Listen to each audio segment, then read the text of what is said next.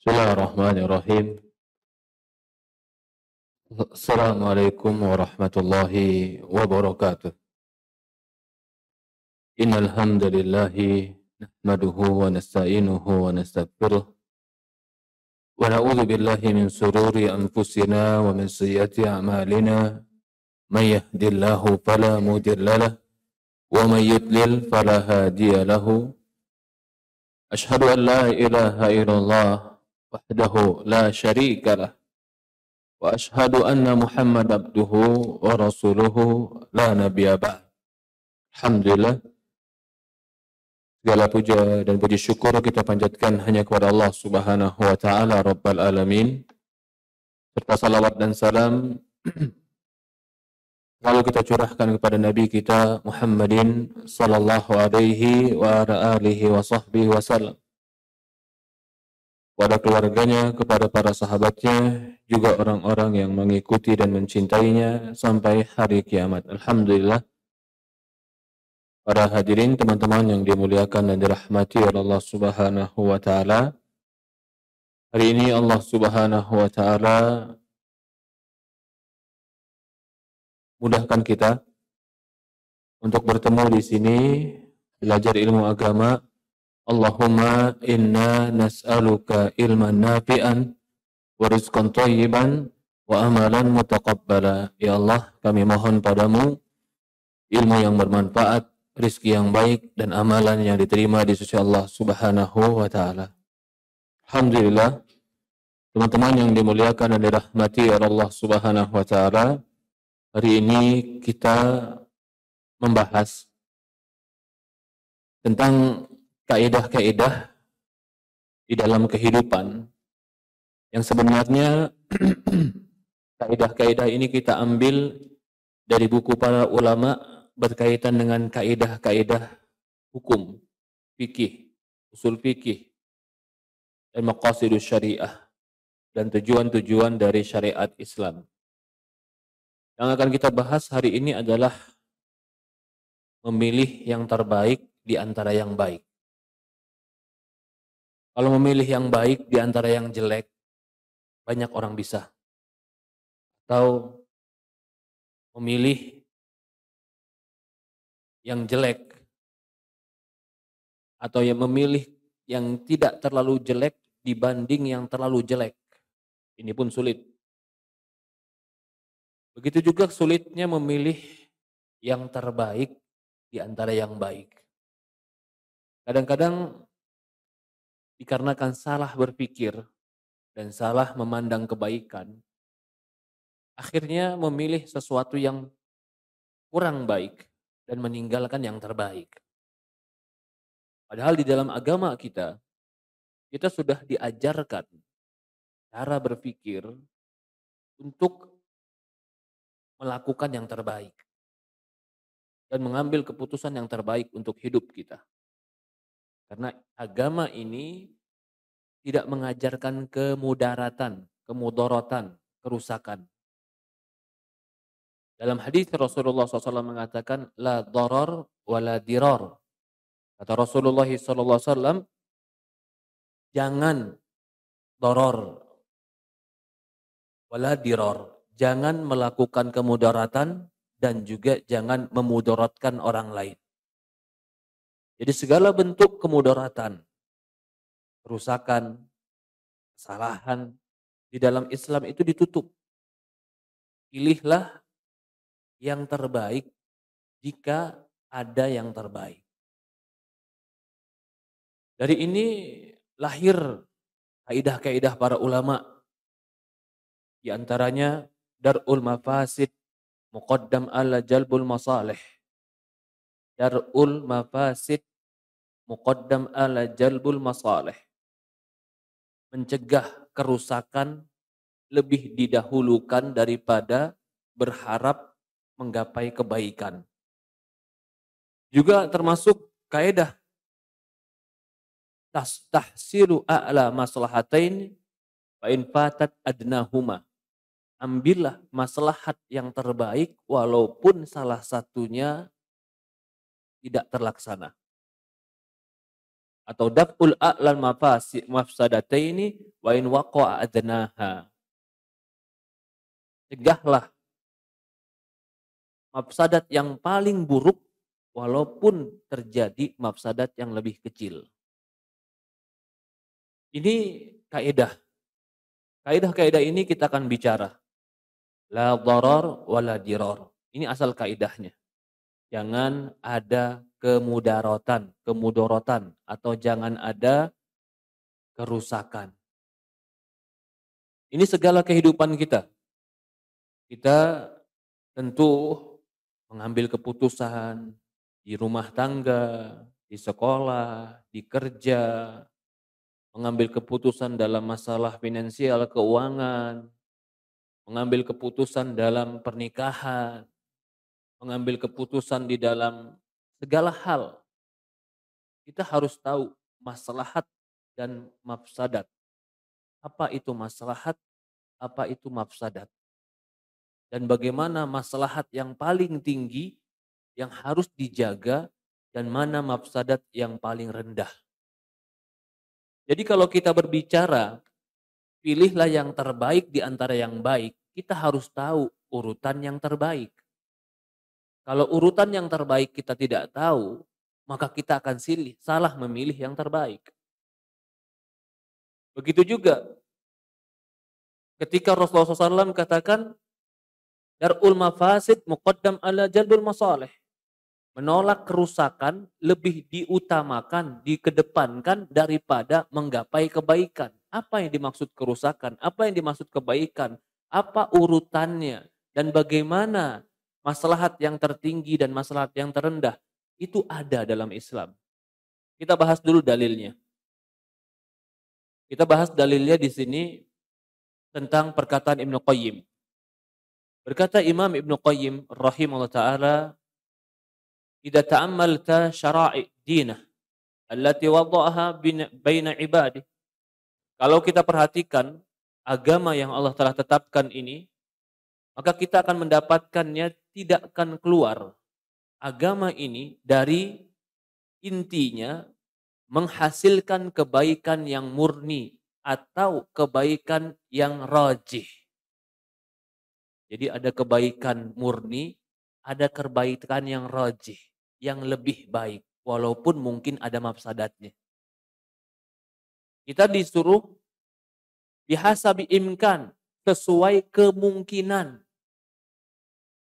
Yang nggak bisa baik semuanya, paling tidak kebaikannya ada. Tidak bisa maslahat semua, paling tidak mafsadatnya jangan lebih besar.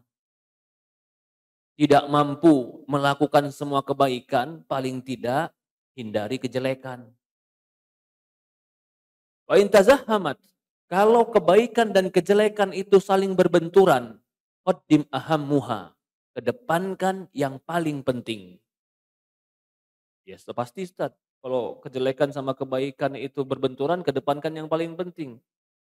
Sekarang permasalahannya, apa kebaikan yang paling penting? Dan bagaimana contoh kebaikan yang paling penting? Ini yang kadang terjadi kesalahpahaman. Dan kedepankan ajar luha yang paling mulia. Fa'in fatat adnaha, walaupun kau tidak dapat yang lebih rendah. Contoh Pak, saya sedikit contoh biar perbicaraan kita lebih teratur. Sholat wajib baik tidak? Baik. Kebaikannya tinggi tidak? Karena wajib. Bapak lagi sholat sunnah Pak. Lagi sholat sunnah rawatib. Tiba-tiba imam qomat atau muazin qomat. Qad qamatis sholatu, qad qamatis sholah. Benturan nih. Sholat wajib, imam udah maju, sama sholat sunat yang belum selesai. Sholat sunat baik enggak? Sholat wajib baik enggak? Mana yang diambil? Wajib yang diambil. Loh, sholat sunnahnya dibatalkan atau ditinggalkan? Dibatalkan atau dilanjutkan? Batalkan. Meninggalkan yang baik untuk yang lebih baik. Meninggalkan yang baik untuk yang lebih baik. Pertanyaannya, apa timbangan yang baik? Sama-sama sholat, dua-duanya baik. Tapi yang satu sholatnya wajib, yang satu sholatnya sunnah. Berbenturan. Kata Imam Ibnu Qayyim, dahulukan yang ajal, yang paling mulia. Dahulukan yang paling agung. Walaupun kebaikan yang sedikit harus kamu tinggalkan. Jadi korban nih. Sholat sunnah baik tidak? Mengorbankan kebaikan untuk mengambil kebaikan lebih besar. Kadang kita hidup begitu. Ini contoh sholat. Tapi kadang kita ngambil keputusan dalam hidup meninggalkan yang baik untuk mengambil yang lebih baik. Berarti kita harus paham nih, apa ukuran kebaikan tadi. Kalau sholat, sholat sama sholat berbenturan, jelas sama-sama baik.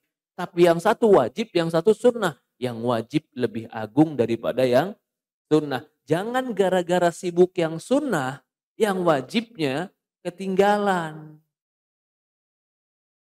Kan saya sholat sunnah, kan nggak salah Ustaz. Kamu nggak salah sholat sunnah. Tapi ketika kamu sibuk dengan yang sunnah, tapi yang wajib terbengkalai, kamu berarti tidak memilih yang terbaik di antara yang baik. Kita ambil lagi, nanti akan banyak contoh-contoh, tapi kita ingin menggambarkan itu salah satu masalah. Dan ini banyak kita akan temukan dalam kehidupan kita. Kita harus memilih yang jelek di antara yang paling jelek. Kadang-kadang kita harus memilih yang jelek di antara yang paling jelek. Kadang-kadang kita harus memilih yang terbaik di antara yang baik, walaupun yang baik itu harus ditinggalkan. Kalau yang paling mudah apa? Memilih yang baik di antara yang jelek. Itu mudah tidak? Mudah, karena orang semua tahu memilih yang baik di antara yang jelek. Tapi yang sulit adalah memilih yang terbaik di antara yang baik. Memilih yang paling sedikit kejelekannya dibanding yang paling banyak kejelekannya. Lanjut lagi. Berkata Imam Ibnu Qayyim, maka pilihlah wa in fatat adnaha, walaupun kebaikan yang sedikit itu akan terlewatkan darimu. Salat sunnah itu akan terlewat darimu, enggak apa-apa. Yang penting kau sudah mengambil yang wajib. Ini sesuai dengan hadis Rasulullah. Rasulullah mengatakan, "Idza uqimatis shalatu fala salata illa maktubah." Kata Rasulullah SAW, jika sudah ditegakkan sholat, maka tidak ada sholat kecuali sholat wajib. Ternyata kita milih tadi sholat wajib yang kita ambil dibanding sholat sunnah. Karena sholat wajib sudah qomat, itu ada hadisnya. Kata Rasulullah, tidak ada sholat kalau sholat wajib sudah ditegakkan. Maka sholat sunnah batal. Karena sholat wajib ditegakkan. Kenapa Rasulullah mengajarkan itu? Itu lafadz hadisnya Pak. Lafadz hadisnya tidak ada sholat kalau sholat wajib ditegakkan. Itu namanya lafadz hukum. Tapi lafadz maknawinya berarti kita diajarkan Rasulullah. Pilihlah yang terpenting di antara yang penting. Pilihlah yang terbaik di antara yang baik. Itu maknanya. Kasus sholat itu cuma contoh. Tapi menjadi sebuah kaedah. Pilihlah yang terbaik di antara yang baik. Lanjut lagi. Ya. Wa ta'tilu mafasid khalis. Dan menghilangkan mafsadat yang murni. Atau yang mungkin atau mafsadat yang mungkin sesuai dengan kemampuan. Jika tazahamat, berbenturan, maka ambillah yang paling ringan kejelekannya. Mau nggak mau dipilih Pak. Contoh, robek badan, lalu habis itu dijahit, sebenarnya boleh atau tidak sih Pak? Melukai badan kita ini boleh nggak sih? Nggak boleh. Mafsadat kan? Hukum asalnya kan kita nggak boleh melukai diri kita. Mafsadat. Tapi di dalam perut itu ada bayi. Kalau nggak disesar, yang meninggal mungkin bayi sama ibu. Dibiarkan tidak dirobek perut, mafsadat tidak? Mafsadat. Dirobek perut, mafsadat tidak?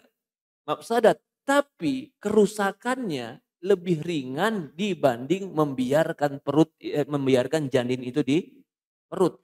Jadi akhirnya dibukalah tuh perut, dirobekin. Hukum asalnya nggak boleh kita ngerobekin badan. Jika berbenturan dua mafsadat, yaitu dua apa? Kerusakan. Maka pilihlah yang rusaknya paling sedikit untuk menyelamatkan dari rusak yang paling banyak.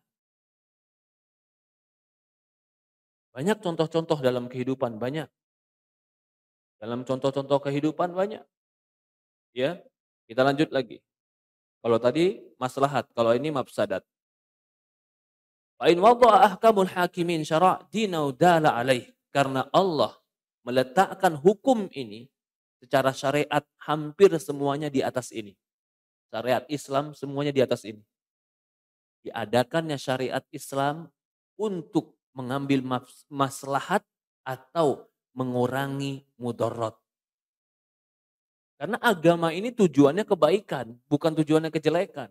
Jadi menghasilkan kebaikan dan menjaga dari segala bentuk kejelekan itu adalah ajaran agama. Dikatakan para ulama bukan agama Islam saja, hampir semua agama dari langit tujuannya satu, menjaga maslahat dan menjauhkan mudarat. Cuman syariatnya berbeda-beda dan tata cara untuk menjaga maslahatnya berbeda-beda.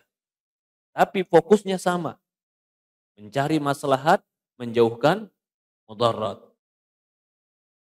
Wa syahidah bikamali ilmihi wa hikmatih. Orang akan bisa mempersaksikan itu sesuai dengan sempurna ilmu dan kebijaksanaannya. Dan dengan kelembutan Allah kepada hamba-hambanya dan kebaikan Allah kepada hamba-hambanya. Wa hadil jumlah la yastartari fiha. Ini semua tidak diragukan lagi bagi mereka yang merasakan dan memahami ilmu agama. Dan mereka langsung mengambil ilmu ini dari intinya.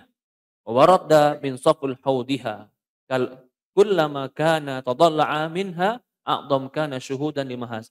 Semakin dia belajar agama, semakin dia pahami syariat, semakin dia saksikan betapa indah dan agungnya maslahat-maslahat yang diinginkan oleh syariat. Wala yumkin ahadun min fuqaha an yutakallam fi ma aqadil ahkam wa 'alaliha wa awsafi mu'assira fiha ilhaqan wa farqan illa alifa tariqah. Tidaklah para fuqaha, orang-orang ahli fikih berbicara tentang hukum kecuali tujuannya ini, menjaga maslahat, menolak mafsadat. Berarti menjaga maslahat, menolak mafsadat, mencari yang terbaik di antara yang baik, menghindarkan yang buruk di antara yang terburuk, itu adalah syariat semua Islam. Syariat semua agama. Tapi kita akan berbicara lebih daripada itu. Apa tingkatan-tingkatan maslahat? Orang terkadang menganggap ini maslahat, padahal dia milih mudarat. Karena menurut dia ini maslahat. Padahal agama mengajarkan apa tingkatan-tingkatan maslahat ada di dalam agama. Kemudian dikatakan juga oleh Imam Ibnu Qayyim, kita masih menyebutkan kaidah-kaidah dulu. Setelah itu kita sebutkan dalilnya, kemudian kita sebutkan urutan maslahat yang harus dijaga. Dari usul syariat, jika bertentangan antara maslahat dan kejelekan, maka kedepankanlah yang paling rajih. Yang paling rajih itu yang paling dominan, yang paling baik. Itu yang paling rajih. Bahkan dia mengatakan dalam kitab Zadul Ma'ad, Imam Ibnu Qayyim mengatakan dalam kitab Zadul Ma'ad, mabni syariah ala daf'ul a'la mafsadain bi ihtimali adnahuma. Syariat ini dibangun di atas menolak menolak salah satu kerusakan yang paling tinggi dengan kemungkinan kerusakan yang paling rendah, atau menghasilkan maslahat yang paling sempurna walaupun akan hilang maslahat yang di bawahnya. Bal binaan maslahat din dunia wa din ala hadin aslain. Bahkan semua maslahat agama, maslahat dunia dibangun di atas dua kaedah ini. Pilih yang terbaik di antara yang baik, pilih yang paling ringan kerusakannya di antara yang paling rusak. Jadi kaedah nih, ilmu agama, ilmu dunia, keputusan kerja, keputusan bisnis, keputusan rumah tangga, keputusan mendidik anak, keputusan hidup. Pilih yang terbaik di antara yang baik, pilih yang terkecil mafsadatnya di antara yang paling rusak. Kadang-kadang kita dikasih pilihan itu, memilih yang rusak di antara yang paling rusak. Kadang-kadang seperti yang saya contohkan tadi, lahiran harus disesar. Itu kan merusak perut, merusak tubuh. Yang tubuh ini harus dijaga. Tapi harus dipilih karena menjaga dari kerusakan yang lebih besar. Sholat harus dibatalkan. Untuk apa? Sementara nggak boleh membatalkan sholat main-main. Nggak boleh. Untuk mengerjakan sholat yang lebih agung. Yaitu sholat wajib. Mengambil maslahat yang lebih baik. Contoh lain. Atau kita lanjut lagi. Qaidah syara' wal qadar tahsilu ala maslahatain in fatat adnahuma. Maka kaedah secara syariat untuk menghasilkan kebaikan yang lebih tinggi walaupun kebaikan yang lebih rendah akan hilang. Wadabul ala mafsadatain. Bahkan harusnya kita menolak mafsadat kejelekan yang lebih tinggi walaupun mafsadat yang lebih rendah akan terjadi. Walaupun mafsadat yang lebih rendah akan terjadi. Hakada. Mana hanufi sawa fa'in maslahah. Ya. Kemudian dia masuk kepada pembahasan tahsilu a'la maslahataini wa in fatat adnahuma. Mencari maslahat yang paling tinggi walaupun yang lebih rendah akan hilang. Nah, ini yang kita bahasakan tadi. Memilih yang terbaik di antara yang baik. Pilih yang terbaik walaupun yang di bawahnya akan hilang. Apa dalilnya? Dalam hadis Abu Hurairah. Dalam hadis dikatakan, ba'atsani Rasulullah. Rasulullah mengutus aku kepada Khalid bin Sufyan. Ketika aku bersama Khalid bin Sufyan, ketika itu ke arah Urnah dan Arafat. Ke arah Arafat. Rasulullah berkata kepada dia, kepada Abdullah bin Unais, "Faqtuluh. Pergi kamu sekarang, bunuh itu orang." Maksudnya Khalid bin Sufyan. Maka Anas pergi atau Abdullah bin Unais pergi. Aku melihat ketika waktu sholat asar, aku katakan, ya ketemu dia nih. Kan disuruh Rasulullah apa? Bunuh dia. Karena dalam keadaan tertentu, di Arafat disuruh bunuh. Tapi waktu mau bunuh dia, sudah masuk sholat asar. Aku khawatir, baini wa bainahu aku khawatir akan terjadi sesuatu kalau kulakukan sekarang. Dan aku mengakhirkan sholat. Artinya, aku ketemu dia pas waktu sholat. Aku diperintahkan bunuh dia. Kalau aku bunuh sekarang, aku khawatir nanti ada terjadi hal-hal yang lain. Sholatku belakangan. Pantalaktu amshi. Maka aku berpaling dulu dari dia. Aku sholat. Dengan imaan. Maksudnya dengan isyarat. Falamma danautu min. Ketika sudah selesai, aku mendekat kepada dia. Dia berkata padaku, man anta? Siapa engkau? Dia katakan, rajulun minal Arab. Aku seorang laki-laki dari bangsa Arab. Fabalaghani annaka tajma' hadzal rajul faji'tu fi dzalik. Maka dikatakan, sampai kepadaku berita bahwasannya engkau mengumpulkan orang ini. Maksudnya masalah ini kau perbuat masalah ini. Maka kata dia, inni la fi dzalik. Iya, aku yang melakukannya, kata dia. Famasyaitu an mi'ahu sa'atan hatta idza amkanani alautuhu bisayfi hatta barat. Maka aku biarkan dia berjalan sebentar, kemudian sudah waktu yang tepat, kupukul dia dengan pedangku dan dia jatuh. Apa hubungannya?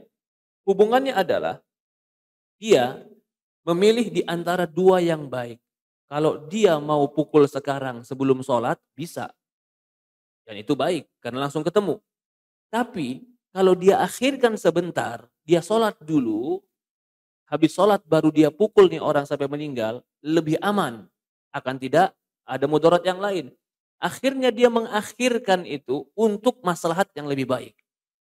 Kata Syekh, ini berarti Ibnu Qayyim mengatakan dia mengambil pendapat maslahat yang lebih tinggi didahulukan daripada maslahat yang lebih rendah. Ketika dia memukul pertama kali sebelum dia sholat, apakah terjadi mafsadat? Tidak, sama, maslahat juga. Tapi maslahatnya kurang sempurna. Bisa jadi sholat dia keganggu. Walaupun dia tetap bisa sholat. Maka dia kumpulkan dulu dua maslahat. Sholat dulu, barulah dia pukul. Dia bunuh. Terjadilah maslahat yang terbaik di antara maslahat. Contoh lain. Ya, Rasulullah mengatakan al-imanu bid'u sab'una su'bah. Atau bid'un wasituna su'bah. Wa afdaluha qaulu la ilaha illallah wa adnaha imatatul ada'anit tariq. Wal hayatu syu'batu minal iman. Iman itu ada 73 lebih cabang. Dan yang paling tinggi, nah ini dia. Ini dalil kita nih. Yang paling tinggi, ucapan la ilaha illallah. Yang paling rendah adalah menghindarkan gangguan di jalanan. Dan malu cabang dari cabang iman. Saya mau tanya sama teman-teman nih. Ini sebenarnya namanya nama ilmu usul fikih. Apa yang ingin kita ceritakan dengan hadis ini? Hadis ini mengatakan yang paling tinggi adalah la ilaha illallah. Yang paling rendah adalah menyingkirkan gangguan di jalanan. Menyingkirkan gangguan di jalanan baik tidak? La ilaha illallah baik tidak? Sangat baik. Berarti di dalam hadis ini kebaikan itu berjenjang. Karena kita ingin belajar memilih terbaik di antara yang baik. Berarti kita harus tahu jenjang-jenjang terbaik. Menghormati tetangga baik tidak? Dari iman bukan? Menghormati tetangga bagian dari iman bukan? Man kana yu'minu billahi wal yawmil akhir falyukrim dhaifah. Barang siapa yang beriman kepada Allah dan hari akhir, muliakan jaroh, tetangga. Oke? La ilaha illallah baik tidak? Sangat baik. Dua-duanya baik. Jika dua-duanya berbenturan. Berbuat baik sama tetangga, tapi agama kita rusak. Contohnya apa? Ikut acara mereka. Pakai dalilnya kan berbuat baik sama tetangga, Ustadz. Ngorgain tetangga. Oke. Tapi yang jadi korban la ilaha illallah. Kebaikan punya jenjang. Yang paling tinggi adalah la ilaha illallah. Yang paling rendah adalah menghingkirkan gangguan di jalanan. Menghormati tetangga di antara itu, tapi tidak mungkin lebih tinggi daripada la ilaha illallah. Jadi kalau ada orang berdalil, Ustadz gimana ya? Saya disuruh pilih. Ini tetangga ngundang. Acara apa? Acara katanya Tuhannya lahiran. Tuhannya lahiran, iya. Gimana Ustadz ya? Kalau nggak datang nggak enak. Pilih. Yang terbaik di antara yang berbuat baik sama tetangga baik tidak? Tapi ketika mengorbankan yang terbaik, itu bukan baik. Itu mafsadat. Karena yang terbaik, a'laha, yang paling tinggi. Apa kata Rasulullah? La ilaha illallah. Jelas. Timbangan kita memilih yang terbaik di antara yang baik bukan perasaan. Tapi hadis Rasulullah SAW. Kalau kita nggak punya timbangan kayak begitu, timbangannya cuman kejanggalan hati, kedekatan persahabatan, cuman karena pekewoh, nggak enak hati, nggak punya timbangan kita dalam hidup. Akhirnya nggak punya sikap dalam hidup. Lagi rame begini, ikut begini. Lagi rame begitu, ikut begitu. Tergantung arah gimana. Nggak tahu mafsadat dan mafsalahat. Rasulullah mengatakan, a'laha, yang paling tinggi, la ilaha illallah. Wa adnaha, imatatul ada, anit tariq, menghindarkan gangguan di jalan. Wal hayatu su'batu min syu'abil iman. Dan malu itu bagian daripada iman. Lagi, contoh lagi. Kata Imam Ibnu Qayyim, hadis ini menunjukkan bahwasannya maslahat yang datang dengannya agama itu berjenjang di dalam ketinggian dan urutannya. Dan yang paling tinggi adalah tauhid. Tulis nih, terbaik di antara yang terbaik adalah tauhid. Ini nggak bisa ditawar, karena nggak akan ada yang bisa mengalahkan dia. Kecuali dalam keadaan-keadaan tertentu yang dikecualikan. Nanti kita kecualikan, contohnya apa? Kamu disuruh ngucapin kufur, kalau enggak kamu mati. Boleh enggak ngucapin kufur? Kalau enggak dibunuh nanti, boleh enggak? Boleh. Loh katanya tauhid yang paling tinggi, Ustaz. Tapi sekarang kenapa nyelamatin jiwa? Jawabannya, ketika kau berucap kekufuran, cuman ucapan, hatimu tidak boleh kufur. Jadi prinsip tauhidnya tetap ada. Lagi, kata Imam Qayyim lagi. Ya, wa adnaha mumtasilan bi imatatul adani tariq fa inna baina hadain. Dan yang paling rendah menghindari gangguan di jalan. Di antara dua jenjang ini sangat banyak maslahat yang keluar di dalamnya. Ada 73 tadi. Yang paling tinggi la ilaha illallah, yang paling rendah menghindar. Berarti masih 70 nih. 70 tingkatan yang semua tingkatannya berbeda-beda. Maka kata dia, fa inna ma baina hadain tarfain min masalih mundarij fil ulu wan nuzul. Wa min furu' qala ta'ala in tamlikul maslahat rijal talaq a'la wa akbar min masalah saddihi alaihim. Fa inna tamlikil maslahat rijal at-talaq a'la wa akbar min maslahat saddihi alaihim. Contoh kata Syekh, di antaranya juga ya, kadang-kadang maslahat seorang laki-laki mentalak itu lebih baik dan lebih besar daripada dia tidak boleh mentalak. Ini kadang-kadang terjadi begitu. Apa itu? Mentalak jelek apa baik? Ya Ustaz, jangan mentalak Ustaz. Tapi terkadang harus diambil itu untuk menutup pintu yang lebih jelek. Memang ada yang terjadi? Ada. Kalau dikumpulkan, tetap dinikahkan, bukan terjadi kebaikan, malah saling menyakiti. Bukan terjadi saling melindungi, malah saling melukai. Bukannya tadi saling mencintai, malah dia KDRT. Kalau dibiarkan terus-terusan KDRT terjadi, talak solusi. Lu talak dibenci sama Allah, Ustaz. Talak dibenci, mukul diharamkan. Lebih baik menghindar yang diharam daripada menghindar yang dibenci. Mengambil mafsadat yang lebih rendah dibanding mafsadat yang lebih besar. Kan begitu. Maka talak dalam Islam itu solusi. Bukan talak itu nggak boleh. Tapi kapan? Ketika dipersatukan, mafsadatnya lebih besar.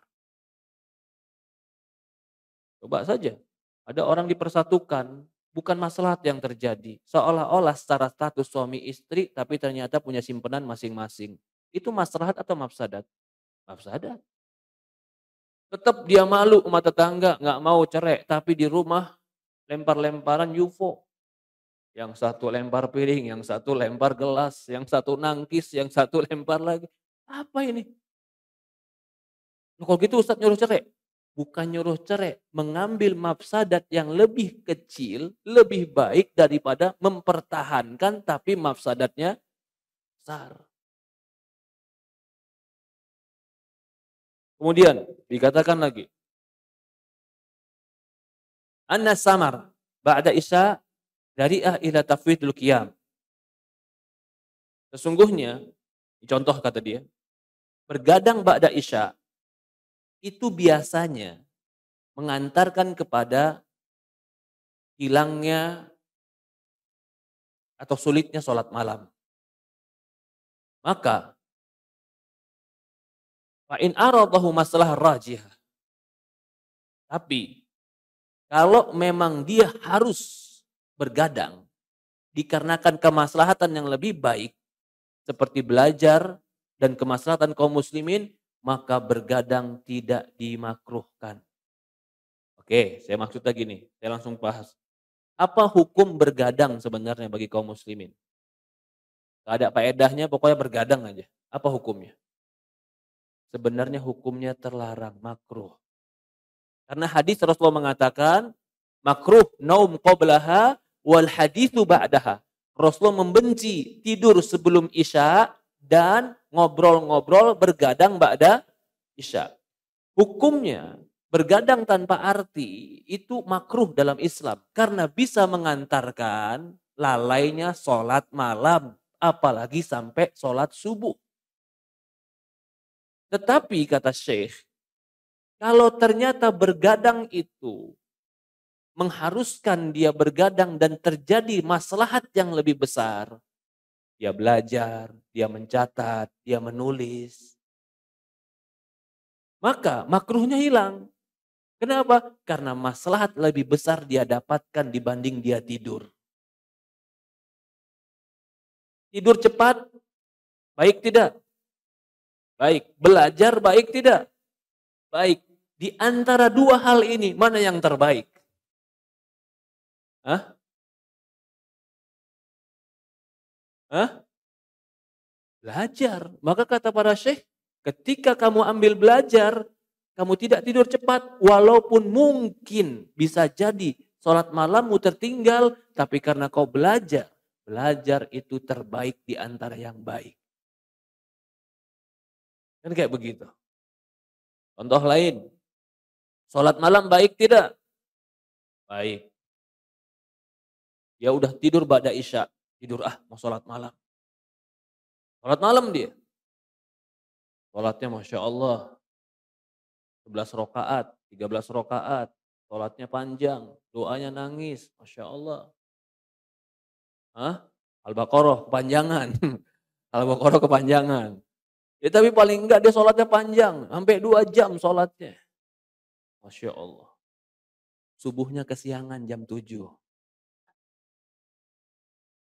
Dikasih tahu sama ibunya, "Dek bangun." Ibu nggak tahu saya sholat malam tadi. Masya Allah.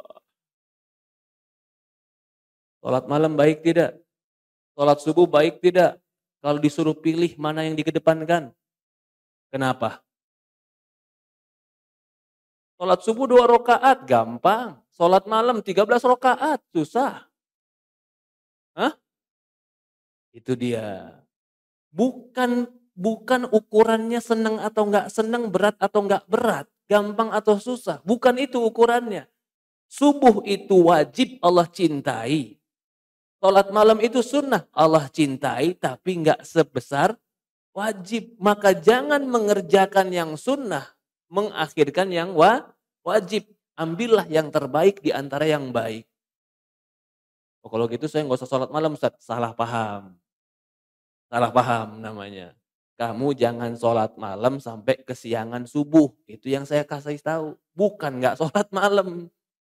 Tetap sholat malam, tapi subuhnya nggak boleh ketinggalan. Kalau ternyata beberapa kali sholat malam subuhnya ketinggalan, saya bilang udah deh, nggak usah sholat malam kamu. Mendingan kamu sholat subuh di masjid. Oh, Ustadz ngalangin saya sholat malam. Bukan, memilih yang terbaik di antara yang baik. Nah, tapi kan sholat subuh, sholat malam lebih susah Ustadz. Coba lebih konsentrasi, lebih khusyuk, lebih saya menghayati, iman saya langsung kerasa ngecas kalau sholat malam. Nah, kamu kalau begitu timbangan kamu apa? Timbangannya perasaan. Contoh lain, Mbak.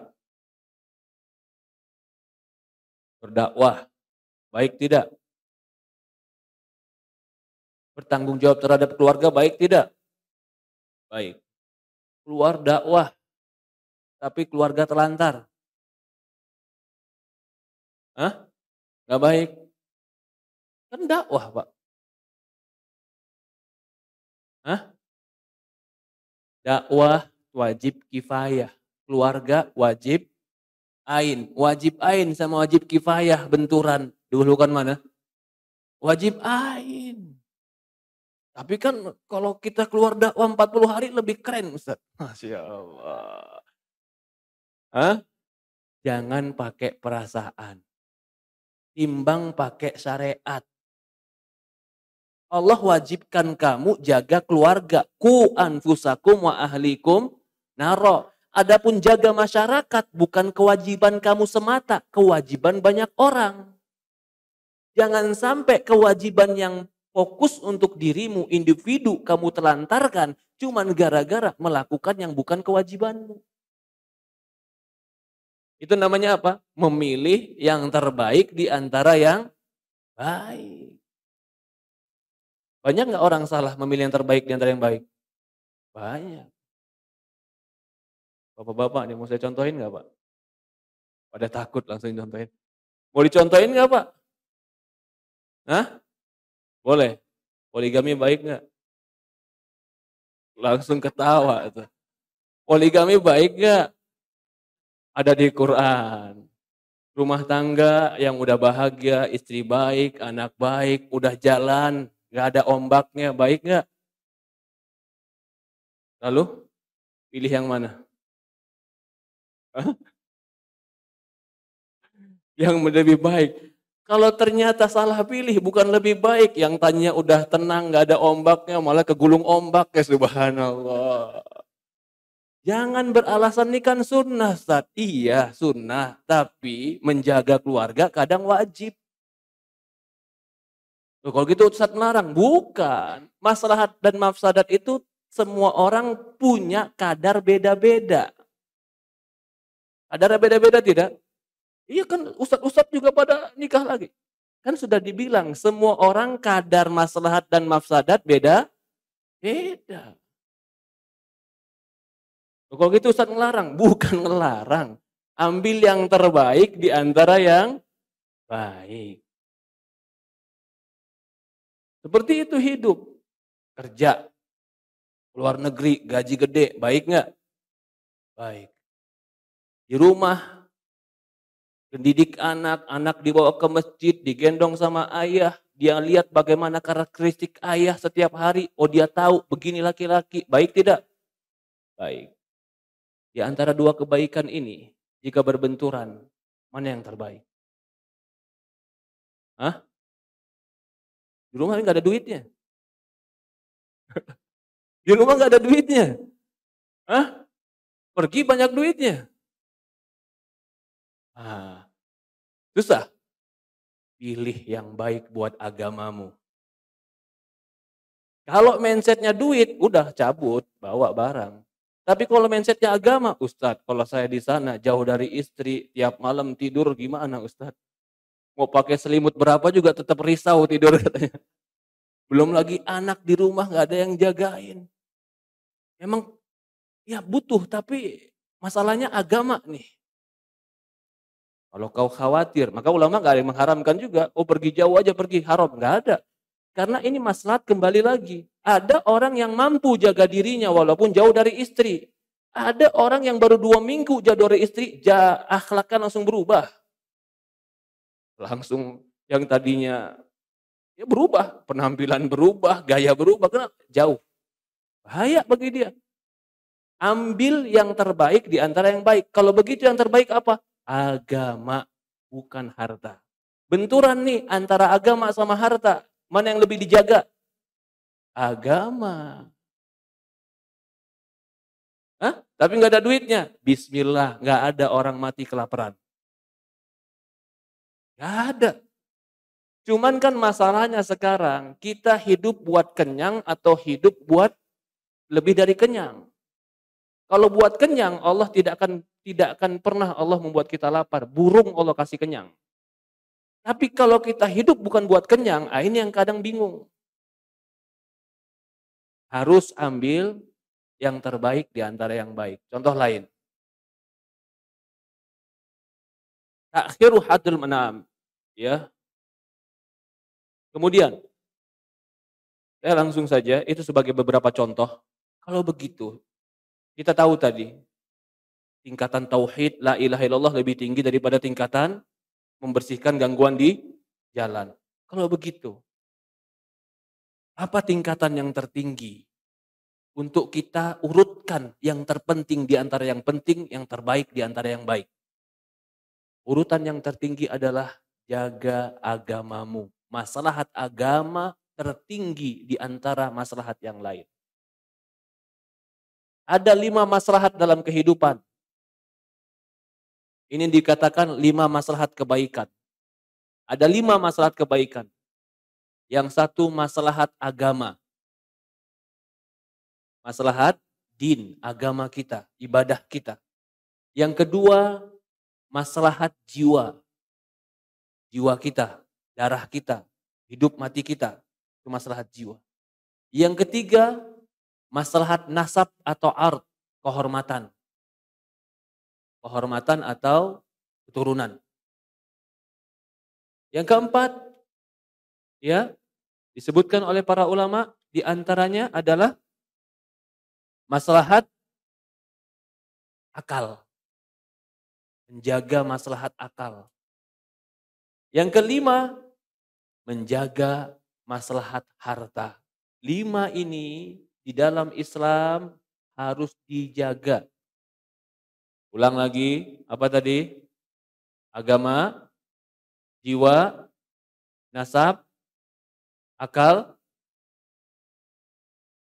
dan harta.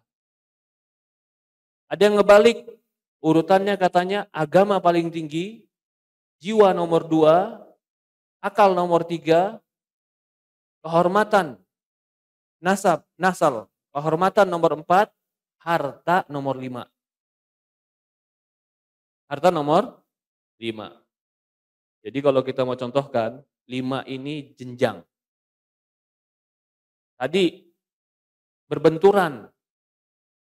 Kebutuhan harta dengan agama. Mana yang kita kedepankan? Harta dulu atau agama dulu? Agama. Contohnya gimana? Contohnya kita dikasih uang. Uangnya baik buat kita. Buat anak, buat istri, buat keluarga baik. Maslahat tidak? Maslahat. Tapi ternyata ada agama kita yang agama kita terganggu maslahat. Maka agama harus dikedepankan. Kita bahas sekarang satu persatu. Maslahat agama. Kenapa maslahat agama, maslahat yang paling tinggi? Kebaikan agama, kebaikan yang paling mahkota. Tidak boleh diganggu dengan kebaikan dan maslahat apapun. Bahkan bisa jadi semua maslahat dikorbankan untuk menjaga maslahat agama. Pertama, dikarenakan Allah menciptakan kita untuk ibadah. Wa ma khalaqtul jinna wal insa illa liya'budun. Tidaklah kuciptakan jin dan manusia untuk ibadah. Karena ini tujuan pokok hidup kita. Antara menikah itu masuk penjagaan apa, Pak? Hah? Sebenarnya menikah masuk dalam penjagaan nasab tadi, kehormatan. Maka diharamkan zina. Zina itu merusak kehormatan. Tapi karena dia mau menjaga kehormatan, di contoh nih, dia mau menjaga kehormatan, dia mau nikah. Baik tidak? Baik. Tapi karena nikah itu, dia rusak agamanya. Karena nikah sama orang yang rusak agamanya atau agamanya beda. Berbenturan kebutuhan menikah dengan kebutuhan menjaga agama. Pilih yang terbaik di antara yang baik. Mana yang terbaik? Agama. Karena agama puncak yang tertinggi dalam kebaikan. Kalau cara berpikir ini kita belum dapat, agama masih di nomor sekian, sudah jelas. Keputusan dalam keseharian pun akan salah. Karena cara berpikirnya agama bukan nomor 1. Tapi kalau cara berpikirnya yang nomor 1 itu duit, Ustadz. Pokoknya apapun kalau dikasih duit jadi dah. Ini kan cara berpikir udah beda. Ya sudah, kalau gitu kamu nggak usah Jumatan, kerja sama saya, kamu nggak usah Jumatan, siap? Bayar berapa? Kenapa dia salah mengambil keputusan? Karena nggak mengerti yang terbaik dan tertinggi dalam maslahat itu adalah agama. Agama ini maslahat yang terbaik. Nggak bisa diganti dengan apapun. Allah menciptakan kita tujuan untuk satu ini. Wa ma khalaqtul jinna wal insa illa liya'budun. Makan, harta, hidup, pasangan, suami, istri, berlingkungan, itu cuman penyempurna dalam kehidupan. Tapi tujuan kehidupan adalah beribadah kepada Allah. Maka dari itu jadikanlah agama pilihan terbaik di antara yang baik. Oke, yang mau kasih contoh nih. Nah, ini sini banyak bujang yang belum nikah. Coba yang udah nikah angkat tangan, biar saya tahu yang gak angkat tangan berarti siapa ya? Oke, Masya Allah Pak, semoga Allah berkahi Pak. Ini bujang, Ustaz, ada cewek datang, cantik Ustaz. Cantik, kaya, pokoknya kalau diajak jalan kita jadi kita juga keikut inilah, ikut bersinar. Tapi agamanya ya sholatnya sering dijamak Ustaz, seminggu sekali. Subhanallah. Ngejamaknya seminggu sekali. Yang kedua, agamanya bagus Ustaz. Katanya anak Nurim, Masya Allah. Ikut kajian terus di Nurim. Jilbabnya bagus. Tapi nggak secantik yang pertama Ustaz. Saya mau tanya sama yang bujang, ambil yang mana? Hah? Hah? Kenapa ambil yang cantik? Oh, nanti kan bisa diperbaiki Ustaz. Emang reparasi, gampang. Mobil masuk langsung selesai. Ambil dua-duanya, resiko, bahaya. Kamu harus mengambil satu aja. Jangan. Maka ketika para ustadz mengatakan, bahkan ustadz sebelum ustadz, Rasulullah mengatakan, fatfar bidatid taribat yadak. Ambil yang agamanya baik, agar kau selamat. Kenapa Rasulullah memilih yang agamanya baik? Karena agama adalah kebaikan yang tertinggi daripada kebaikan yang lain. Ini kan cara berpikir. Memang kaedahnya benar, pilihlah yang terbaik di antara yang baik. Tapi apa ukuran yang terbaik? Kalau orang menganggap ukuran terbaik itu adalah cantik, selesai, habis hidup dia. Begitu dia nikah sama akhwat yang cantik, kebetulan dia gak ganteng. Akhwatnya cantik. Begitu dia jalan berdua sama akhwat yang cantik, sama istri sering ditinggalin di belakang. Kenapa? Istrinya malu jalan sama dia. Ya subhanallah, hancur hidup. Bukan hancur hati lagi, hancur hidup. Subhanallah. Gak salah, dia salah pilih. Kenapa? Tapi kan cantik penting Ustadz. Oke, itu kita gak khilaf. Kalau kamu bilang cantik sama jelek, pilih mana semua orang tahu. Tapi sekarang saya sedang berbicara, pilih yang terbaik di antara yang baik. Itu yang saya katakan tadi. Memilih yang jelek di antara yang baik, atau memilih yang baik di antara yang jelek, banyak orang bisa. Tapi memilih yang baik di antara yang terbaik, banyak orang salah pilih. Banyak orang salah pilih. Ya, ini mau saya contohkan lagi. Saya mau contohkan ini. Istri minta dibelikan apa kebutuhan istri ya, pakaian. Pakaian kebutuhan itu bagi istri hak dia meminta pakaian kepada suami. Hak tidak? Hak. Karena Allah mengatakan berikanlah mereka pakaian. Tapi si suami punya duit untuk umroh dan dia belum pernah umroh atau haji. Mana yang dia dahulukan? Hah? Memberikan istri baik tidak? Pahala tidak? Bahkan Allah perintahkan. Tapi haji baik. Lebih tinggi. Oke, saya ambil contoh yang lebih sulit sedikit lagi. Uang udah punya. Bisa buat umroh atau haji. Tiba-tiba teman datang. Invest yuk. Kata teman, kalau kamu invest dan kamu untung, kamu hajinya bisa pakai furodah VIP. Wah, invest atau haji? Ini karena lagi teori, prakteknya mana nggak tahu ya. Anda nggak tahu kalau prakteknya. Ini lagi teori semuanya. Secara agama, ambil haji. Karena kemampuanmu saat itu adalah haji. Investasi bukan wajib. Wajib nggak investasi? Rukun Islam bukan? Bukan. Tapi haji rukun Islam. Tidak ada yang bisa mengalahkan rukun Islam. Iya Ustaz, tapi kan kalau saya tembus ini bisa naik VIP. Kalau tembus, kalau ternyata bangkrut, uang nggak dapat, haji nggak dapat. Udah kerjain yang pasti-pasti dulu. Haji pasti. Contoh lagi Pak, nyekolahin anak sampai dokter, kedokteran bagus nggak Pak? Pahala nggak? Besar nggak pahalanya? Besar. Tapi ini uang cuma satu. Kalau nyekolahin dia kedokteran, kita nggak bisa haji. Kalau kita haji, dia belum tentu jadi dokter. Pilih yang terbaik di antara yang baik. Hah? Masya Allah, 10 teorinya. Luar biasa. Pilih haji. Ustaz, kok begitu? Kita punya rukun Islam, di depan Allah kita ditanya tentang tanggung jawab kita haji. Anak kita cuman bertanggung jawab sampai dia haid selesai, dia nikah, dia balik selesai. Kalau kita bisa sekolahkan dia dengan baik, fasilitas dengan baik, lebih afdol, sunnah, dianjurkan. Ini berarti statusnya apa? Dianjurkan. Haji statusnya wajib. Dianjurkan sama wajib berbenturan. Diwajibkan harus dikedepankan. Memilih yang terbaik di antara yang baik. Agama ini adalah level yang tertinggi. Kalau semua di bawah agama.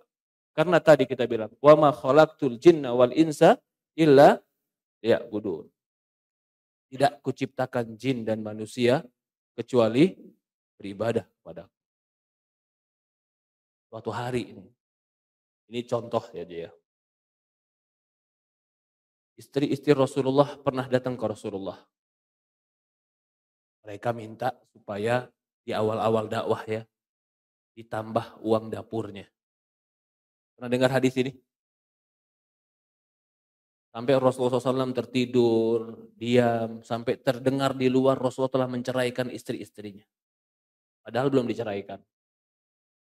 Sampai Abu Bakar datang, Umar datang, tanya kepada anaknya. Abu Bakar tanya kepada Aisyah, Umar tanya pada anaknya yang juga istri Rasulullah itu Hafsah, apa yang terjadi? Apa turun ayat Al-Quran ketika itu? Turun ayat Al-Quran kepada istri-istri Nabi memberikan tawaran. Kalau kau mau tetap sama Nabi, sabar dengan keadaan ini. Kalau kau tidak sabar dengan keadaan ini, silahkan mundur, Allah akan ganti Nabi dengan istri yang lebih baik daripadamu. Pertanyaannya sekarang, bukankah menafkahkan istri-istri itu wajib? Wajib tidak? Wajib. Tapi kenapa Allah memberikan pilihan itu kepada istri-istri Nabi? Maka jawabannya Allahu alam. Nabi sebenarnya telah memberikan, tapi mungkin tidak sebanyak seperti apa yang mereka inginkan. Lalu Nabi tidak bisa memenuhi keinginan mereka karena Nabi mendahulukan tugas Allah. Berdakwah menjadi Nabi. Kalau dia ikutin tugas istri tadi, akhirnya tugas Allah terbengkalai. Maka tugas Allah lebih didepankan daripada tugas istri. Itu kedudukan Nabi. Kalau coba seandainya Nabi mengikuti betul-betul apa yang mereka inginkan, akhirnya Nabi ikut kerja, Nabi ke pasar, Nabi akhirnya berkebun, dakwahnya terbengkalai. Nabi diutus bukan untuk ngurusin mereka. Itu pesan dari Quran. Nabi diutus untuk berdakwah di jalan Allah. Kalau kamu mau bersama Nabi, berdakwah dan berjuang, sabar. Kalau kamu nggak bisa berdakwah dan berjuang, silahkan mundur, Allah ganti dengan wanita yang lebih baik. Tegas nggak Quran? Mengajarkan ambil yang terbaik di antara yang baik. Nah istrinya pun ketika itu disuruh pilih. Dia harus mengambil keputusan yang terbaik di antara yang baik. Dia mau sama Nabi, hidupnya sabar. Dia nggak sabar, boleh mundur. Mungkin akan lebih lapang. Ketika dia lebih lapang, baik nggak untuk dia? Baik. Tapi dia nggak dapat Nabi. Ketika dia bersama Nabi, mungkin nggak selapang yang dia inginkan. Tapi dia bersama Nabi. Pilih yang terbaik di antara yang baik. Dia pilih bersama Nabi. Sampai Aisyah ketika itu ditanya. Nabi tanya satu-satu nih istrinya. Aisyah, ini Allah suruh pilih. Kamu pilih mana? Maka kata Aisyah, ya Rasulullah, ini bukan pilihan. Gak ada pilihanku kecuali kamu. Ya kan? Cuman Aisyah minta, apa kata Aisyah? Jangan kabarin sama cewek istri-istri yang lain. Jangan kabarin sama istri-istri yang lain. Jadi dia berharap cuman dia yang bersama Nabi. Ya subhanallah. Kata Rasulullah, ini tegasnya Rasulullah. Aisyah udah bilang, ya Rasulullah gak ada pilihan. Itu bukan pilihan, aku sama kamu. Tapi tolong jangan kabarkan perempuan yang lain. Apa kata Rasulullah? Aku diutus bukan untuk berkata yang tidak benar. Maksudnya apa? Ya kalau ditanya ya aku jawab gitu. Bukan hanya untuk menyenangkan Aisyah, dia bilang, iya pokoknya tenang. Enggak, aku diutus untuk mengatakan sesuatu yang benar.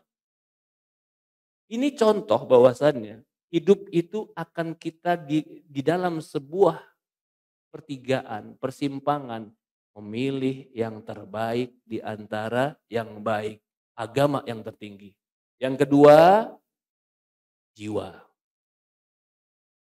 Yang kedua apa? Jiwa. Jiwa itu harus lebih dijaga daripada akal, daripada harta.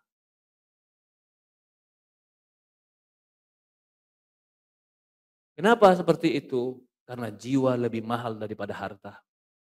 Bapak, saya mau tanya, ketika Bapak dirampok di rumah, perampok rame, dikasih dua pilihan, ambil uangmu atau anakmu kubunuh. Apa yang Bapak ambil? Anak kita pegang, uang pasti kita kasih. Itu berarti kita mendahulukan jiwa daripada harta. Uang bisa dicari, jiwa nggak bisa diganti. Orang akan lebih dia berkorban kepada harta untuk menyelamatkan jiwa. Itu akal. Dan itu sesuai syariat. Sesuai syariat. Rasulullah SAW pun mengajarkan kita untuk mendahulukan menjaga jiwa daripada menjaga harta. Banyak dalil-dalil Quran ya dibanding atau banyak dalil Al-Quran yang membicarakan masalah ini. Maka Allah Subhanahu wa taala mengatakan ketika penjagaan kepada jiwa, Allah mengatakan dari surat An-Nisa ayat 93, "Wa may yaqtul mu'minan muta'ammidan fajaza'u jahannam khalidan fiha wa ghadiballahu 'alaihi wa la'anahu wa 'ada lahu 'adzaban 'azima." Barang siapa yang membunuh orang beriman sengaja, maka balasannya jahannam. Neraka jahannam kekal di dalamnya. Allah murka kepada dia dan Allah melaknat dia dan Allah menyediakan bagi dia azab yang sangat pedih. Ayat ini menegaskan penjagaan jiwa di sisi Allah itu sangat tinggi. Bahkan barang siapa yang membunuh satu orang mukmin seolah-olah membunuh seluruh manusia. Itu penjagaan Allah kepada jiwa sangat besar. Bahkan Allah memerintahkan membunuh satu jiwa yang ketika dia sudah membunuh orang lain. Karena menjaga jiwa. La taqtulul nafsal lati harramallahu illa bil haq. Jangan kau bunuh jiwa kecuali dengan al-haq. Maka termasuk dosa besar yang paling besar adalah membunuh jiwa. Membunuh jiwa. Dari sini, maslahat jiwa, menjaga jiwa lebih besar daripada maslahat menjaga harta. Banyak contoh-contohnya. Banyak contoh-contohnya. Tadi kita sudah contohkan ketika kita didatangi orang, ditanya akan dibunuh anak kita atau diberikan uang, kita akan berikan uang. Contoh lain banyak sebenarnya. Di antaranya adalah ketika menghadapi orang jahat. Kalau kita hadapi dia, Mungkin jiwa kita bisa mati. Jiwa kita, anak kita bisa mati. Karena dia ingin mengambil harta kita. Kalau kita mengalah, diambil harta kita. Tapi jiwa kita selamat. Maka yang seperti ini dikedepankan jiwa daripada harta. Dari dasar ini pula, para ulama, wallahu alam, salah satu pendapat para ulama yang paling benar di antara pendapat-pendapat ulama yang lain, tidak memberontak kepada pemerintah yang zalim itu lebih dikedepankan daripada memberontak yang akhirnya menumpahkan darah. Apa dasarnya? Menjaga jiwa lebih dikedepankan daripada menjaga harta. Oh, dia ngambil harta kami, Ustadz. Dia mengkorupsi harta kami, Ustadz. Dia memeras kami, Ustadz. Harta itu semua. Menjaga agama dan jiwa lebih depan daripada menjaga harta. Ya Allah alam. Sebenarnya masih banyak. Tapi kita poinnya hari ini satu dulu. Kita ambil maslahat yang tertinggi adalah maslahat agama. Tapi saya sudah berikan sedikit pemahaman. Kemudian setelah agama apa? Jiwa. Setelah itu nasab atau yang dikatakan juga sebagian mengatakan adalah akal dulu. Kemudian yang keempat adalah kehormatan. Yang kelima adalah harta. Ini urutannya. Jadi perhatikan, 5 ini semuanya baik. Harta baik, kehormatan baik, jiwa baik, agama itu baik. Tapi kalau berbenturan, pilihlah yang terbaik di antara yang baik. Allahu a'lam. Ya karena sudah 1 jam lebih. InsyaAllah kalau ada waktu lain, kita akan lanjutkan pembahasan ini dengan beberapa contoh. Dan kita masuk kepada maslahat-maslahat yang lain. Mungkin ada pertanyaan, tafadhol, dipersilahkan. Ya, silakan. Syukron.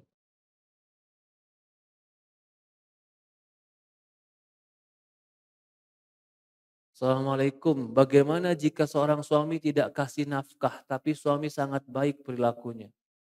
Bagaimana solusi lahatnya? Karena orang baik tapi tidak memberi nafkah. Mana yang didahulukan? Apakah bertahan atau sabar? Ini pertanyaan penting.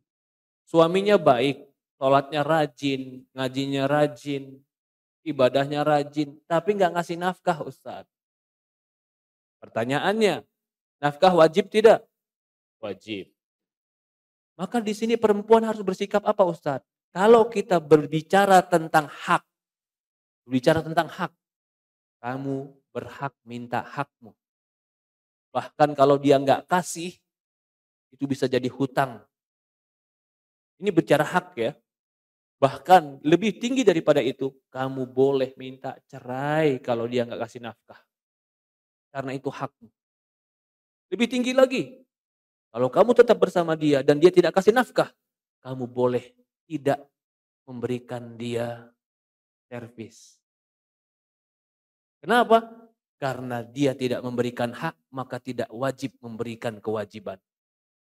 Tapi masalah rumah tangga bukan masalah hak dan tidak berhak. Masalahnya maslahat dan mafsadah. Bagaimana masalah dan mafsadatnya, Ustadz? Lihat dulu, suamimu nggak ngasih nafkah kenapa? Dia sebenarnya udah rajin, Ustadz. Pergi ke sana kemari, cari lowongan ke sana kemari. Tapi qadarullah Allah takdirkan, dia belum dapat. Nah berarti kan bukan karena kemalasan dan bukan karena ketidaktanggung-jawaban. Karena sesuatu fase yang di waktu ini Allah uji kalian. Oleh yang kayak begini nasihat saya, sabar. Suamimu bukan pemalas, suamimu bukan orang gak bertanggung jawab, cuman saat ini takdirnya Allah berikan dia rizki yang kurang. Yakin, tawakal sama Allah, support dia, doakan dia, berikan dia dukungan, waktu akan berjalan, Allah akan mudahkan hidup dia. Tapi kalau ternyata enggak Ustadz, emang dia bawaannya pemalas. Ada kesempatan juga dia nggak mau. Dikasih kerjaan, begitu kerja, udah enak-enak, gajinya enak, ada tekanan, dia berhenti. Begitu kerja lagi tempat lain, capek, dia berhenti. Dia nggak mau capek. Nah, kalau kayak begini, berarti tidak ada ekonomi gara-gara apa? Kemalasan. Pertanyaannya, kemalasan ini bisa dirubah atau tidak. Kamu lihat tipikal suamimu. Kalau kamu lihat kayaknya sih bisa Ustadz, ada bisa didukung. Udah, ajak dia, semangatin dia. Kalau ternyata nggak bisa, waduh kayaknya nggak bisa Ustadz. Ini anak kayaknya memang dari dulu seperti burung dalam sangkar. Kalau burung dalam sangkar begitu dilepasin dari sangkar nggak tahu cari makan di mana ini orang. Kalau begitu, kau punya hak untuk mundur dari dia. Jadi pertanyaan Anda sekarang, mundur atau tidak Ustadz? Kamu lihat mana maslahat buat dirimu. Kadang-kadang perempuan main kesel aja. Ustadz, saya kesel sama suami. Kenapa? Nggak ngasih saya nafkah. Oke, saya minta cerai. Berhenti dia cerai sama istrinya. Sama suami nggak dapat nafkah, dia cerai. Lebih parah, nggak ada yang tanggung jawab. Maslahat atau mudarat buat dia? Mudarat. Akhirnya dia buka jilbabnya, dia buka cadarnya, dia buka auratnya, terpaksa cari duit. Berarti kamu mengambil keputusan untuk sesuatu yang lebih jelek bagi dirimu. Tapi kalau saya sama dia nggak kasih nafkah Ustaz. Oke, kamu sama dia nafkah kurang. Kamu lepas dari dia, nggak ada yang nafkahin sama sekali. Yang lebih baik ada walaupun sedikit. Agamamu terjaga. Ya tapi gimana ya Ustaz ya? Kok terus-terusan kayak begini? Nah, cari solusi. Jadi saya nggak bisa mengatakan, oh cerai aja. Nggak bisa. Tapi kalau bicara tentang hak, perempuan yang nggak dikasih nafkah berhak minta cerai. Berhak minta cerai. Apakah cerai menjadi solusi terbaik? Belum tentu. Lihat keadaan laki-laki, lihat keadaan perempuan, lihat keadaan hidup. Ada orang yang harusnya contoh tadi, ya. Dia banyak juga nih kisah perempuan minta cerai sama suaminya. Kenapa? Saya nggak mau sama suami saya, Ustaz. Saya mau cerai sama dia. Oke. Kenapa cerai? Saya mau dipoligami sama dia, Ustaz. Oke. Cerailah sama suaminya. Cari ikhwan, lalu kasih biodata, siap dipoligami. Subhanallah. Sama suamimu ketika dipoligami, kamu nggak mau, tapi ketika kamu sendirian, kamu cari suami, kamu bilang siap dipoligami. Berarti siap jadi kedua. Lebih baik kamu bertahan dengan suamimu yang pertama. Kamu udah hidup sama dia, udah kenal dia, kamu sudah bagian dari hidupnya. Daripada karena emosi dan egois, akhirnya hancur. Jadi maka itu pertanyaan tentang cerai atau tidak itu nggak bisa ditanyakan pertanyaan umum begini. Kenapa di dalam pengadilan selalu ada mediasi? Karena setiap keadaan dan kejadian punya kasus masing-masing. Punya kasus masing-masing. Kalau saya ditanya lagi, sabar atau tidak? Kalau suamimu baik, Allah takdirkan dia rajin, dia gigih, tapi rizkinya belum lapang, saya nasihati sabar. Sampai Allah bukakan rizki buat dia dan buat kalian. Itu nasihat. Allahu a'lam. Saat ini Anda sudah resign dari pekerjaan riba, tapi satu sisi saat ini Anda kewajiban Anda menafkahi ibu dan adik-adik Anda karena sudah tidak ada ayah. Apakah pilihan Anda sudah tepat Ustaz? Karena banyak yang bilang ke Anda kalau Anda bodoh berarti kerja di bank, padahal susah nyari kerja di luar sana. Dan Anda belum dapat pekerjaan saat ini. Syukron. Allah, kita timbang. Dia perempuan atau laki-laki, saya nggak tahu ini. Apakah contoh laki-laki? Ibu itu siapa yang wajib menafkahi? Anak atau suami? Suami. Adik siapa yang wajib menafkahi? Abang atau ayah? Ayah. Itu urutannya. Ayah nafkahi adik, ayah nafkahi ibu. Ketika ibu tidak ada ayah dan adik tidak ada ayah, apakah kewajiban itu pindah kepada kakak? Mungkin, tapi tidak mutlak. Kapan itu? Mungkin adiknya baik, nggak bisa bekerja sama sekali. Kewajiban itu pindah ke dia. Karena adiknya baik. Tapi kalau adiknya udah balik, punya tenaga, punya pikiran, kewajiban itu kepada siapa? Diri dia sendiri.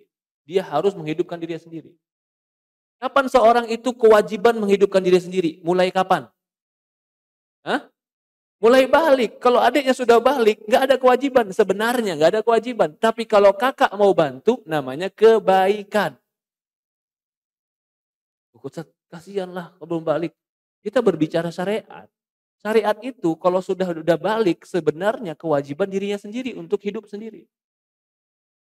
Maka dengan ini kamu memilih menjaga dirimu dan agamamu itu lebih baik daripada mungkin kau berbuat baik tapi agamamu salah, agamamu rusak. Lalu katanya belum ada kerjaan sampai sekarang. Doa sama Allah. Dalam hadis Rasulullah bersabda, "Man taraka syai'an lillahi awwadallahu khairum min." Ini yang janji yang berucap baginda Rasulullah. Barang siapa yang meninggalkan sesuatu karena Allah, Allah akan gantikan bagi dia lebih baik daripada apa yang dia tinggalkan. Yakin. Kalau kau yakin kepada Allah, tawakal sama Allah, doa sama Allah, berharap sama Allah, Allah tidak akan pernah menyia-nyiakan orang-orang yang tawakal kepada Allah. Wa 'alallahi falyatawakkalu in kuntum mu'minin. Jika diundang keluarga untuk tahlilan, kita datang bukan untuk acara, tapi bertemu niatnya bagaimana hukumnya Ustaz?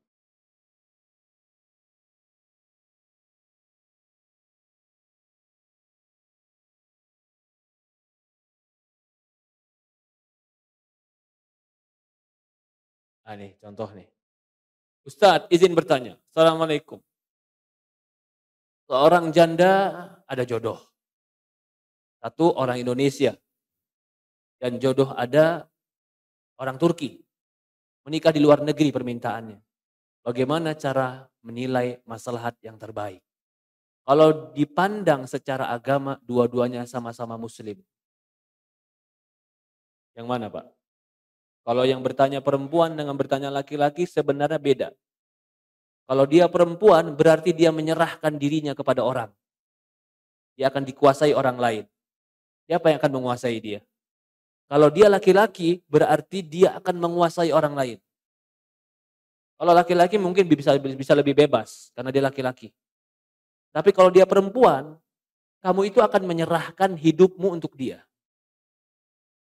Dua-duanya baik agamanya Ustadz. Oke. Ada kata para ulama, lihat nilai sekufu. Nilai sekufu. Penting. Kamu nikah dengan orang yang adatnya beda, etikanya beda, gaya bicara beda. Bagi mereka mengangkat suara itu biasa. Bagi kamu mengangkat suara nggak biasa. Kamu ketemu sama dia 3 bulan menikah. Bisa-bisa kamu berat. Ini yang sering lupa ya. Sering lupa orang-orang menikah dengan orang luar negeri itu bukan haram, bukan. Tapi kultur yang berbeda itu terkadang menyebabkan banyak gesekan. Kultur yang berbeda menyebabkan banyak gesekan. Jangankan dengan orang Turki yang sedikit ke Eropa-Eropaan. Sesama Timur Tengah, Indonesia dengan Timur Tengah saja. Kadang-kadang orang Indonesia nggak kuat. Bukan karena agamanya nggak baik, kultur yang berbeda. Kebiasaan berbicara yang berbeda, kebiasaan melayani yang berbeda, kebiasaan ini sangat mempengaruhi dalam rumah tangga. Belum lagi kalau kau pergi ke luar negeri, kau akan jauh dari keluarga ibumu, kau akan jauh dari keluarga ayahmu. Itu perhatikan semua. Ya, kalau saya lebih memilih untuk sebagai wanita memilih laki-laki yang sekufu, seurf, kebiasaannya sama dan tidak menyebabkan dia jauh dari orang tuanya. Saya lebih memilih itu. Karena perbedaan kebiasaan, perbedaan kultur, perbedaan budaya, perbedaan urf, perbedaan tidak sekufu, itu sering terjadi perselisihan. Bisa jadi setahun, 2 tahun untuk mengimbangi itu, dia perlu banyak belajar. Belum lagi pengimbangan bahasa, penyimbangan kultur, banyak. Kalau saya sih lebih cenderung untuk menikah dengan orang Indonesia. Kenapa maslahatnya?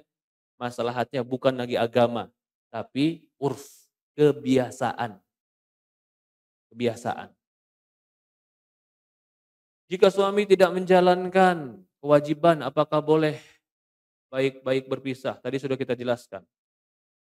Boleh-boleh saja, tapi belum tentu itu yang terbaik.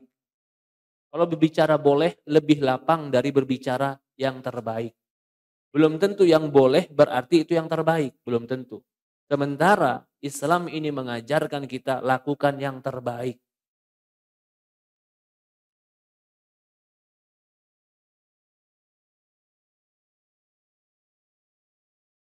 Masya Allah. Apakah kewajiban yang didahulukan? Bayar SPP anak atau menafkahi istri? Menyekolahkan anak sampai berhutang, semua serba hutang memudahkan berhutang.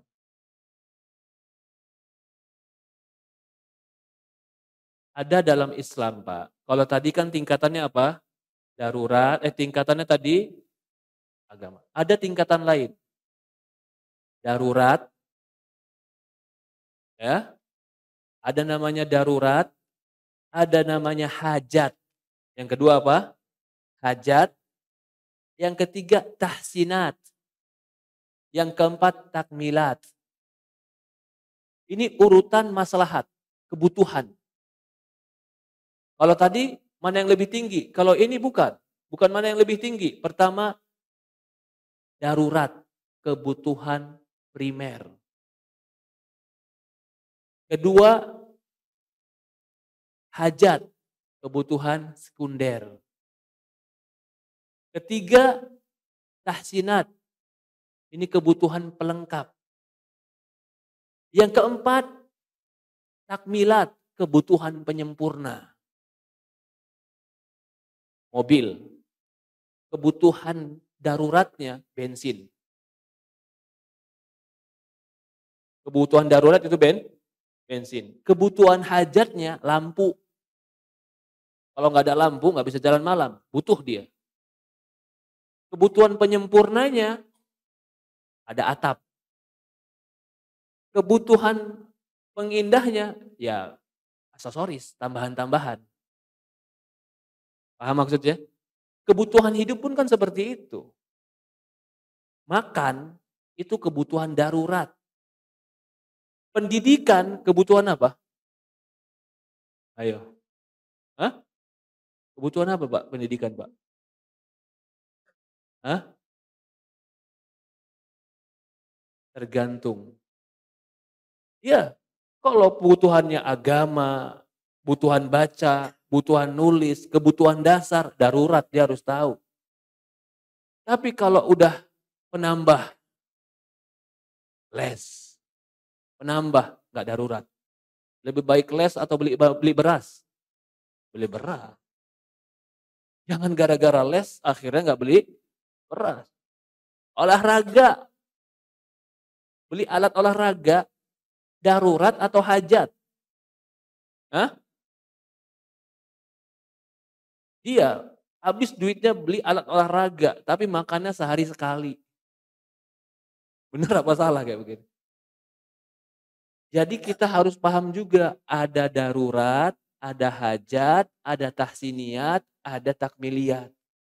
Sholat wajib, darurat. Sholat sunnah, hajat. Ketika sholat wajib berbenturan dengan sholat sunnah, darurat sama hajat berbenturan, didahulukan darurat. Sekolah, darurat. Makan, keluarga, istri, sewa rumah, darurat. Jika berbenturan, mana yang dikedepankan? Dua-duanya darurat, belajar darurat. Makan sama sewa rumah, lalu anaknya sekolah? Dia boleh sekolah di tempat yang gratis.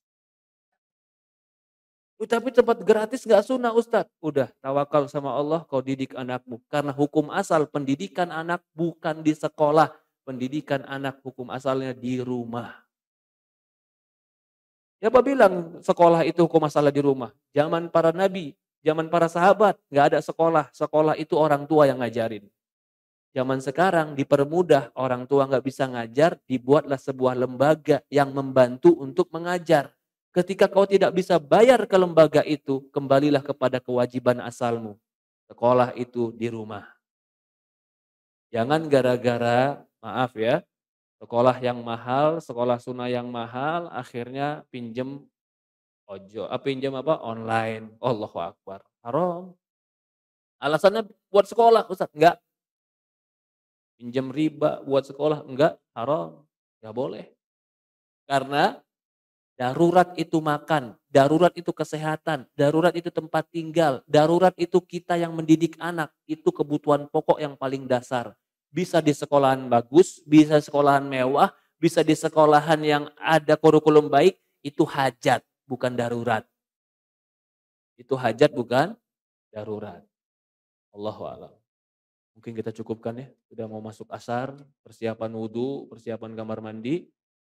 Mudah-mudahan jika waktu diberikan kita akan bahas lagi pembahasan ini.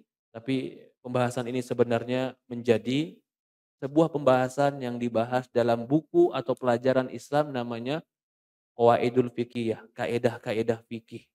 Yang juga dibahas dalam kitab Maqasidus Syariah, maksud-maksud tujuan syariat. Allahu a'lam. Subhanakallah wa bihamdi, asyhadu an la ilaha illa anta nastaghfiruka wa atubu ilaik. Assalamualaikum warahmatullahi wabarakatuh.